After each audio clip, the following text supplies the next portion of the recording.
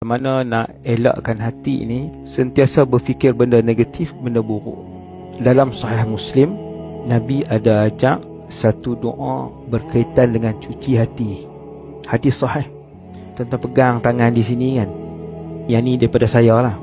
Lepas tu tuan-tuan sebut doa Nabi tersebut untuk jaga hati, cuci hati, pelihara hati, serah hati kepada Allah. Iaitu doa dia, Allahumma ati nafsi taqwaha. Ya Allah, Kau beri ketakwaan kepada hati ni. Wa zakkiha anta khairu man zakkaha. Ya Allah, cucilah hati ni. Sesungguhnya Engkau yang paling baik menyuci hati, sebaik-baik yang mencuci hati. Anta waliyuha wa maulaha. Engkaulah tuan dan pemilik kepada hati ni. Engkau yang cipta hati ni. Engkau yang tahu sifat hati ni. Kita serah hati kita kepada Allah. Kita minta Allah cuci. Kita minta Allah bagi takwa ke hati kita.